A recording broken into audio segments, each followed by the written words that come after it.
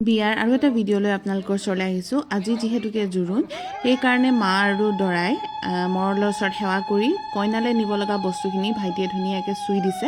আৰু আমিও প্ৰায় ওলাই সকলো ৰেডি হৈ গ'লোঁ। প্ৰায় 7:30 মানত আমি ৰেডি, আৰু আমি যাবলৈ অলম'ষ্ট চব বস্তু গাড়ীত ভৰোৱা হৈ গ'ল। বহুত খৰধৰ হয় এইটো টাইমত, সেইকাৰণে মই অকণমান যিমান পাৰোঁ ভিডিঅ' কৰি ৰাখিছিলোঁ।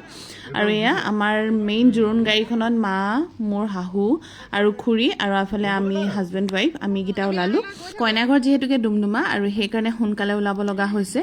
ওলাই আমি এয়া জোৰোণৰ ডুমডুমা পালোহি আমাৰ পূজাৰ ঘৰলৈ। পূজাহঁতৰ বিবাহ ভৱনত হৈছে, আৰু আহিয়ে প্ৰথম মই এটা কাম কৰিলোঁ, মৰলৰ ওচৰত চাকি গছ জ্বলাই ল'লোঁ। জ্বলাই বাকী যিখিনি ৰিচুৱেলছ থাকে সেইখিনি অকণ অকণকৈ কৰিবলৈ আৰম্ভ কৰি দিছোঁ। আৰু এয়া হৈছে অকণমান জোৰোণৰ আপোনালোকক পৰিৱেশটো দেখাই দিছোঁ। সকলোখিনি ওচৰে পাঁজৰে বহি আছে। এফালে আমাৰ জুলি, হিয়া, মা, খুৰা, খুৰী, তাৰপিছত মামীহঁত, আৰু এইফালে ৰিণু পূৰা কামত লাগি আছে সকলো নিজৰ নিজৰ।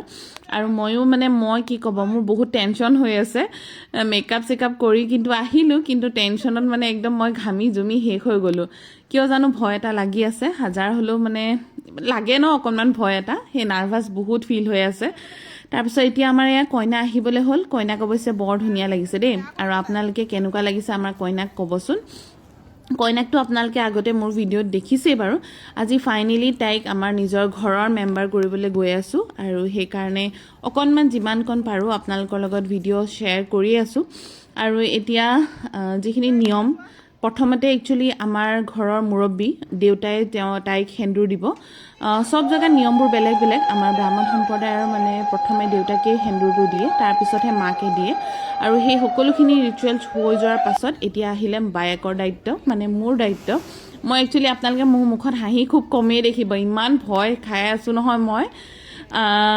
কিন্তু আপোনালোকে ক'ব দেই ভিডিঅ'টো কেনেকুৱা লাগিছে, কিন্তু ক'বলৈ নাপাহৰিব। আৰু তাইৰ যিখিনি তাইলৈ বস্তু অনা হৈছে সেইখিনি এপদ এপদকৈ পিন্ধাই থকা হৈছে। মায়েও পিন্ধাইছে, এইফালে বৌহঁত আছে, বৌহঁতেও পিন্ধাইছে। সকলোখিনি নিয়ম কৰি ধুনীয়াকৈ পিন্ধাই থকা হৈছে। জুৱেলাৰীখিনি পিন্ধোৱা হোৱাৰ পিছত এতিয়া যিহেতুকে কাপোৰৰ যিখিনি নিয়ম কৰিব লাগে সেয়া কৰিম। তাইলৈ 7যোৰ কাপোৰ অনা হৈছে।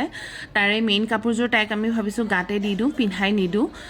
বেছি টাইম নষ্ট নকৰোঁ, জাষ্ট নিয়মটোহে কৰি দিছোঁ তাইক ধুনীয়াকৈ।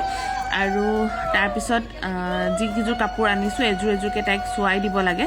সকলোখিনি নিয়মমতে কৰিছোঁ। বৰ বিশেষ বহলো কৰা নাই, কাৰণ সময়ো বহুত কম। তাৰপিছত বোলে কইনাক ফুট এটা দিব লাগে, সেইকাৰণে মই ধুনীয়াকৈ তাইক এটা ডাঙৰকৈ ফুট এটা দি দিলোঁ, যাতে তাইৰ মুখখন ধুনীয়াকৈ জিলিকি থাকে।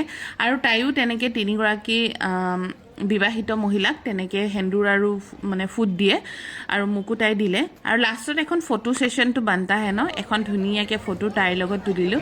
আপোনালোকে ক'ব আমাৰ কইনাক দেখিবলৈ কেনেকুৱা লাগিছে। আৰু এতিয়া যিখন মিঠাই ট্ৰে, যোনখন আমাৰ দৰাই চুই পঠাইছে, সেই মিঠাই ট্ৰেৰ পৰা মিঠাই উলিয়াই সৰু সৰু ল'ৰা ছোৱালী কেইটামানক একচুৱেলি কইনাই খুৱাব লাগে। সেয়া নিয়মেই কৰি আছোঁ ধুনীয়াকৈ। আৰু এয়া হৈছে আমাৰ দীপা আণ্টিৰ নাতিয়েক, পিংকিৰ ল'ৰা। একদম তাৰ মিঠাই সাংঘাতিক ফেভৰেট হয়, আৰু সি বাছি বাছি এটা মিঠাই লৈছে, আৰু ধুনীয়াকৈ আমাৰ কইনাই তাক খুৱাই দিলে। লগতে খোৱালে আমাৰ পোহৰক আৰু পিহুক। 3টা ল'ৰা ছোৱালীক খুৱাব লাগে বুলি কয়, বা 5টা তেনেকৈ খুওৱা হ'ল। ময়ো তাইৰ মুখখন অকণমান ধুনীয়াকৈ মিঠা কৰি দিছোঁ, যাতে সকলোখিনি ভালেই হওক, ধুনীয়াকৈ তাই থাকক, ঘৰৰ সকলোখিনিৰ লগত যাতে মিলি থাকক, সেয়ে আশা কৰিছোঁ। আজি মাও অকণ ইম'চনেল হৈছে, যিহেতুকে তেওঁৰ একমাত্ৰ ল'ৰা বোৱাৰী নিবলৈ আহিছে বুলি কৈছোঁ। আজিৰ পৰা তাই আমাৰ ঘৰৰ এজনী পাৰ্মানেণ্ট মেম্বাৰ হ'ব। বহুত ভাল লাগিছে, বহুত ফূৰ্তি, মনত বহুত হেঁপাহ আছে।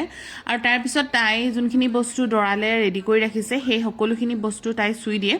তাত দৰাৰ নোৱনি সাজ, দৰাই ৰাতি পিন্ধি আহিব লগা কাপোৰ, তাৰপিছত জোতা, এই সকলোখিনি ৰেডি কৰি কইনা ঘৰৰ পৰা পঠায়, আৰু সেইখিনি ৰেডি কৰি দিলে। আৰু এয়া হৈছে কইনাৰ মাক, খুৰী। মাকৰ মন হাজাৰ হ'লেও ছোৱালী এজনীক আজি উলিয়াই দিব লগা হৈছে এখন নতুন ঘৰলৈ। চ' সেইকাৰণে খুৰীক দেখি বেয়াও লাগিছে, ভালো লাগিছে যে আমাৰ ঘৰলৈ নতুন মেম্বাৰ এড হ'বলৈ গৈ আছে। আৰু এইফালে আমাৰ খুৰী, মোৰ নিজৰ খুৰী হয়, খুৰীয়েও সকলোখিনি নিয়ম কৰিলে। বহুত ধুনীয়াকৈ হৈ গ'ল, ভাল লাগিলে। আৰু আপোনালোকে মোৰ ভিডিঅ'টো চাই কেনেকুৱা পালে ক'বলৈ নাপাহৰিব দেই। আৰু এটা কথা কৈ থওঁ, তাহাঁতৰ ঘৰত জোৰোণৰ যিভাগ খানা খোৱালে, একচুৱেলি মই ভিডিঅ'টোৰ থ্ৰুৰে সকলোকে থেংক ইউ কওঁ। তেওঁৰ পূজাৰ ঘৰৰ প্ৰতিজন সদস্যক ইমান ধুনীয়া এথনিক খানা খোৱালে নহয়, মানে ক'বলৈ ভাষা নাই, বহুত ভাল লাগিলে। আৰু এয়া দেখিছেনে, মই যে খাৰু এযোৰ এক্সট্ৰাকৈ আকৌ পিন্ধাই আছোঁ, এইযোৰ হৈছে মাৰ জোৰোণত দিয়া খাৰু। তাইলৈ সাঁচি ৰাখিছিলে বোৱাৰীকলে, আৰু তাইৰ হাতত ইমান ধুনীয়াকৈ ভগৱানে কোৱাত খাপ খাই গ'ল, মানে যেন খাৰুযোৰ তাইলৈ বনোৱা নিচিনাই হৈছিলে। আৰু এতিয়া এয়া জোৰোণ হৈ গ'ল, আমি যাবলৈ ওলালোঁ। আৰু যাওঁতে এয়া চব ভাগৰি আছে, ৰাতিপুৱা 5টাতে উঠা, সকলোখিনি টোপনি গ'ল। আৰু মোৰ ভিডিঅ'টো আজি ইমানেই। আৰু আপোনালোকে মোৰ ভিডিঅ'টো চাই কেনেকুৱা পালে জনাবলৈ নাপাহৰিব। বিয়াৰ নতুন এটা ভিডিঅ' লৈ আপোনালোকৰ ওচৰলৈ আহি আছোঁ। আজিলৈ আহোঁ, বাই বাই।